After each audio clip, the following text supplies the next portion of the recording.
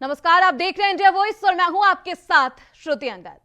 Bulletin करेंगे शुरुआत। UP से बड़ी खबर सामने आ रही है। बिजली विभाग से जुड़ी ये बड़ी खबर सामने आ रही है, जहां वितरण विभाग में निजीकरण के खिलाफ विरोध प्रदर्शन किया गया है। बिजली कर्मियों ने विरोध के बाद आज बैठक की है। यूपी और चंडीगढ़ में निजीकरण के खिलाफ राष्ट्रव्यापी आंदोलन का ऐलान किया गया है। निजीकरण के खिलाफ NCCOE के खिलाफ ये प्रदर्शन किया जा रहा है। ये बैठक की गई है। यूपी में बिजली वितरण निगम के निजीकरण के खिलाफ बिजली कर्मियों ने मंगलवार को बाहों पर काली पट्टी बांध विरोध प्रदर्शन किया। कार्यालयों में नारेबाजी की गई। बिजली सप्लाई और अन्य विभागीय कार्यों में बाधा पहुंचाए बगैर काली पट्टी बांध निजीकरण के खिलाफ एकजुटता का प्रदर्शन दिया गया। वहीं बुधवार 11 दिसंबर को लखनऊ में national coordination committee of electricity employees and engineers की बैठक की गई है, यानी कि NCCOEEE की बैठक की गई थी, जिसमें यूपी और चंडीगढ़ के निजीकरण के खिलाफ राष्ट्रव्यापी आंदोलन का ऐलान किया जाएगा। और आज एक बार फिर से बैठक के बाद विरोध प्रदर्शन का ये मंजर साफ तौर पर नजर आ रहा है। बिजली वितरण निगम के निजीकरण के खिलाफ ये बैठक की गई।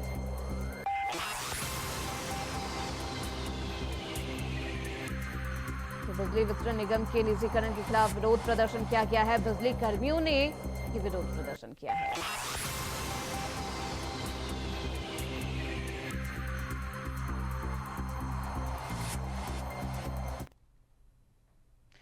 वहीं मूंगफली की खरीद में खुल्लम खुल्ला लूट है। MSP रेट को लेकर चल रही बंदरबाट, व्यापारियों और अधिकारियों का गठजोड़ अब एक बार फिर से सामने आ गया है। सरकारी खरीद पर यह गठजोड़ भारी पड़ता हुआ नजर आ रहा है। देखिए ये खास रिपोर्ट। शंभू बॉर्डर पर किसानों का आंदोलन।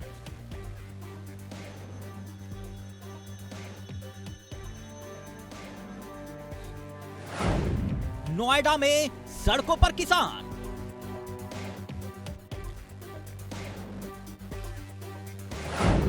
तो कहीं खाद के लिए भिड़ते दिखे किसान।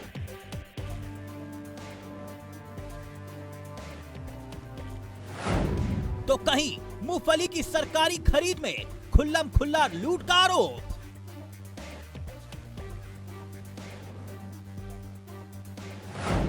मगर सपा को भा रही सिर्फ संभल वाली सियासत।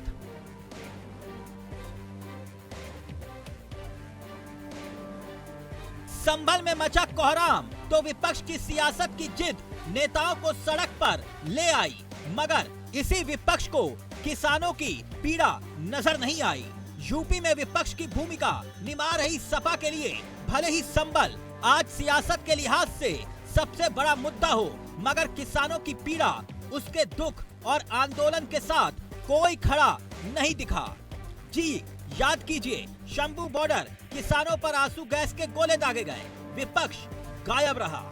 नोएडा में किसान सड़कों पर उतरे मुआवजे की मांग को लेकर, मगर विपक्ष गायब रहा। याद कीजिए, यूपी में हाल ही में सूबे के कोने कोने से खाद की किल्लत को लेकर आपस में भिड़ते किसानों की तस्वीरें खूब वायरल हुई, मगर विपक्ष गायब रहा। इतना ही नहीं, मूंगफली में सरकारी खरीद में लूट के आरोप तक लगे, मगर विपक्ष गायब रहा। ऐसे में सवाल ये कि धर्म के आधार पर राजनीति में मुद्दों के चयन में संभल जरूरी है, मगर किसान मजबूर हैं। सपा को संभल जाना जरूरी लगता है, मगर किसानों का मुद्दा गैर वाजिब क्यों लगता है? यही आलम, यही तस्वीर कांग्रेस के साथ दिखाई देती है। अब नया मामला आया है मूंगफली की सरकारी खरीद में खुल्लम खुल्ले लूट के आरोप का, जहां MSP रेट को लेकर चल रही बंदरबाट के आरोप लग रहे हैं। व्यापारी और अधिकारियों के गठजोड़ सरकारी खरीद पर भारी पड़ रहा है। बकायदा DM झांसी अविनाश कुमार ने छापा तक मारा।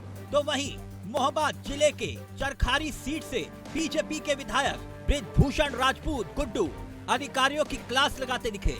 बीजेपी के विधायक बृजभूषण राजपूत तो सरकारी खरीद केंद्रों पर मौके पर मुआयना करने तक पहुंच गए, यानी मामला गंभीर है, मगर विपक्ष यहां भी नदारद है।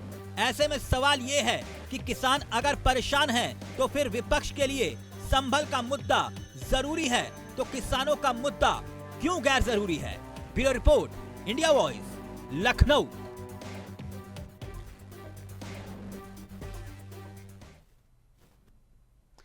वहीं महाकुंभ 2025 में संस्कृति का भी संगम होगा। योगी सरकार यहां गायन, वादन, नृत्य समेत हर विद्या के कलाकारों को मंच मुहैया कराएगा।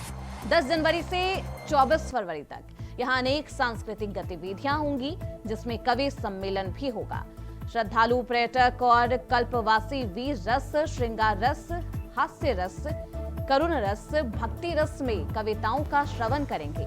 कवि सम्मेलन में मेजबान उत्तर प्रदेश के साथ ही अन्य राज्यों के कवि भी शामिल होंगे।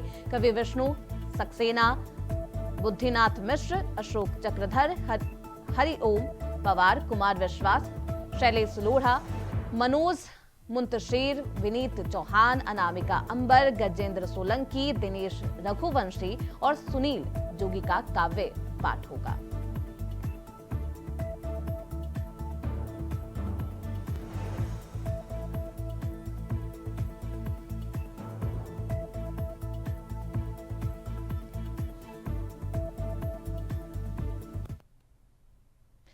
वहीं दिल्ली विधानसभा चुनाव को लेकर सियासत गरमाने लगी है। आम आदमी पार्टी के राज्यसभा सांसद संजय सिंह ने बीजेपी पर गंभीर आरोप लगाते हुए कहा कि बड़े पैमाने पर वोट कटवाए जा रहे हैं। जहां लोग घरों में मौजूद हैं, उसके बावजूद उनके नाम मतदाता सूची से काट दिए गए।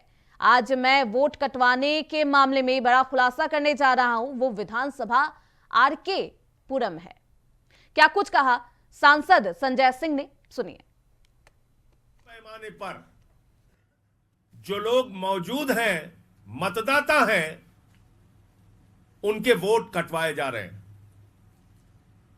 और आज एक और विधानसभा के बारे में आप लोगों के सामने मैं बहुत ही गंभीर खुलासा करने जा रहा हूं। लोकसभा का चुनाव हुआ मई के महीने में, उसके बाद 28 अक्टूबर को एक समरी रिवीजन की लिस्ट सामने आई कि यह मतदाता सूची है आपके विधानसभा क्षेत्र की, और कितने लोगों के वोट कटवाने के लिए एप्लीकेशन डाले गए, इस बात की जानकारी नवंबर के महीने में जब हुई तो लोगों के होश उड़ गए। हमारे जो मौजूदा विधायक हैं वहां से, परमिला टोकस जी, उन्होंने जब देखा कि 3800 वोट कटवाने की एप्लीकेशन पड़ चुकी है, 3800 वोट कटवाने का प्रार्थना पत्र पड़ चुका है, तो सारे कार्यकर्ता लग गए आम आदमी पार्टी के ये देखने और जानने के लिए कि आखिर वो कौन लोग हैं जिनका नाम कटवाया जा रहा है। और साथियों और दोस्तों, आपको जान के हैरानी होगी कि 1800 लोग अपनी जगह पर मौजूद हैं, आज से नहीं कई वर्षों से, और वो मतदाता हैं, उनका नाम कटवाने की एप्लीकेशन दी गई है। अभी तक 1800 लोगों की पड़ताल हो चुकी है। 3800 में से 1800 लोग ये कह रहे हैं कि हमारा एप्लीकेशन किसने डाल दिया, कहां से पड़ गया, मैं तो अपने जगह मौजूद हूं, मैं तो यहां का मतदाता हूं, मेरा नाम काटने के लिए एप्लीकेशन किसने डाली। इसका मतलब भारत का निर्वाचन आयोग, प्रधानमंत्री नरेंद्र मोदी और पूरी की पूरी भारतीय जनता पार्टी चुनाव घोटाला करके, लोगों के नाम कटवा के आम आदमी पार्टी से चुनाव लड़ना चाहती है। टोकस जी जो विधायक के पति हैं और पार्षद भी रह चुके हैं वहां से,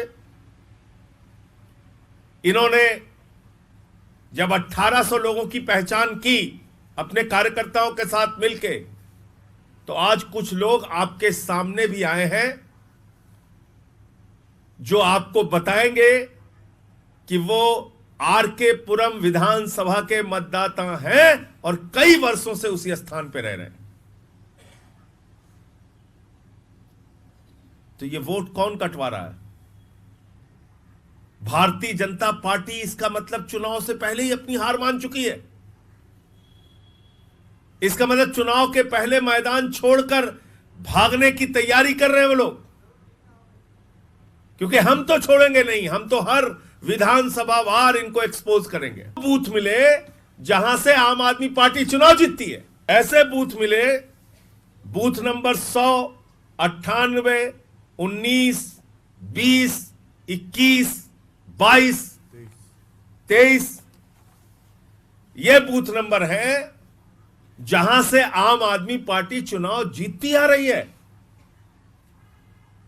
उनके नाम कटवाए जा रहे हैं। भारतीय जनता पार्टी देश की सबसे बड़ी पार्टी भी है और देश की सबसे बेईमान पार्टी भी है। चुनाव का फ्रॉड करने वाली पार्टी भी है, चुनाव का घोटाला करने वाली पार्टी भी है, और हारता हुआ चुनाव देखकर महाराष्ट्र और हरियाणा का प्रयोग दिल्ली में करना चाहती है और यहां पर मतदाताओं के नाम कटवा कर अपने लोगों के नाम जुड़वा कर फर्जी वोट डलवाना चाहती है। लेकिन मैं फिर से दोहरा रहा हूं, ये आम आदमी पार्टी अरविंद केजरीवाल जैसे नेता के नेतृत्व वाली पार्टी है। यहां पर आपका ये खेल हम चलने नहीं देंगे, बेनकाब करेंगे पूरे देश के सामने और चुनाव आयोग को भी बेनकाब करेंगे। मैं तो कहूंगा कि चुनाव आयोग, मुख्य चुनाव आयुक्त महोदय को जाकर इन लोगों से मुलाकात करनी चाहिए और इनसे माफी मांगनी चाहिए कि उनकी विभाग की कमियों की वजह से आज इनके नाम काटने की एप्लीकेशन पड़ी और इनके नाम काटने की तैयारी हो रही। वहीं मथुरा में वृंदावन विकास प्राधिकरण के अधिकारियों ने वृंदावन के रमन रेती स्थित रशियन बिल्डिंग के सामने 4000 वर्ग मीटर में बनाई जा रही अवैध कॉलोनी को बुलडोजर के माध्यम से ध्वस्त करा दिया है। प्राधिकरण की इस कार्रवाई से लोगों में हड़कंप है। मथुरा वृंदावन विकास प्राधिकरण के सचिव अरविंद कुमार द्विवेदी ने वृंदावन में अवैध कॉलोनियों पर ध्वस्तीकरण की कार्रवाई के आदेश दे रखे हैं। इस आदेश के बाद सोमवार की शाम सहायक अभियंता अशोक चौधरी और अवर अभियंता दिनेश कुमार गुप्ता वृंदावन कोतवाली की रमन रेती पुलिस चौकी की फोर्स के साथ रशियन बिल्डिंग के सामने श्री ठाकुर ब्रज गोपाल जी ट्रस्ट द्वारा अधिकृत ट्रस्टी गणेश सरन अग्रवाल द्वारा अवैध कॉलोनी के निर्माण का ध्वस्तीकरण करने पहुंचे थे। प्राधिकरण के अधिकारियों के निर्देशन में बुलडोजर के माध्यम से कॉलोनी, इंटरलॉक सड़कें, बाउंड्री वॉल, सीवर लाइन, नाली गेट को ध्वस्त करा दिया गया है।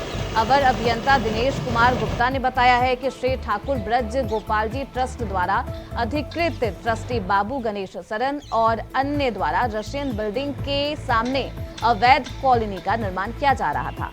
अवैध कॉलोनी का मानचित्र स्वीकृति हेतु प्रस्तुत न किए जाने और स्थल पर विकास कार्य लगातार करने पर विप्रास सचिव द्वारा 20 जून 2024 को ध्वस्तीकरण के आदेश पारित भी किए गए थे।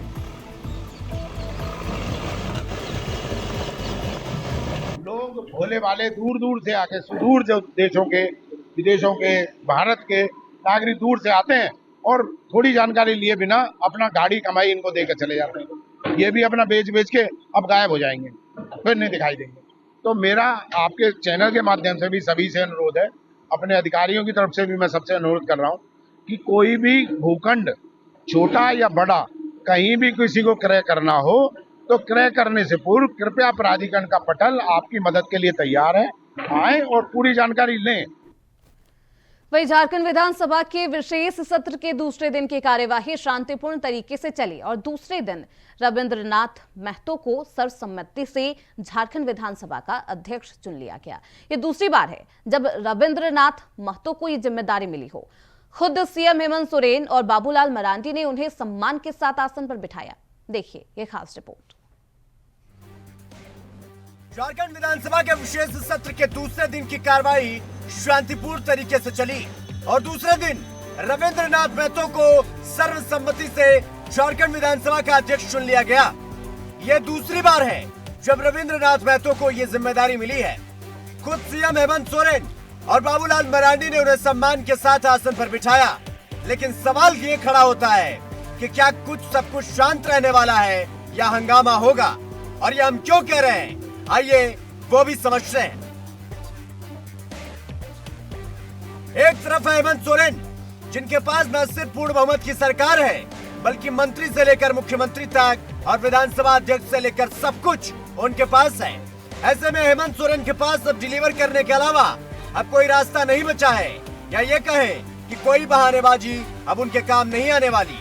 तो दूसरी तरफ विपक्ष है, जो भले ही इतना मजबूत नहीं है, लेकिन सरकार को चौतरफा घेरने की कोशिश में लगा हुआ है।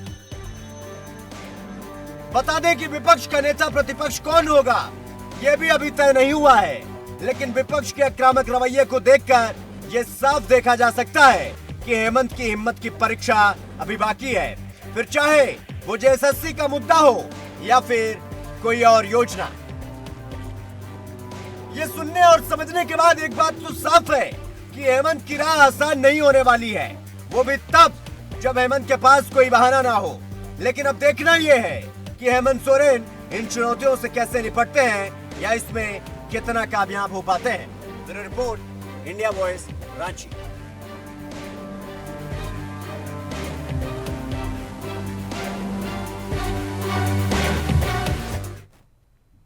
फिलहाल इसी के साथ इस बुलेटिन में बस इतना ही। देखते रहिए इंडिया वॉइस।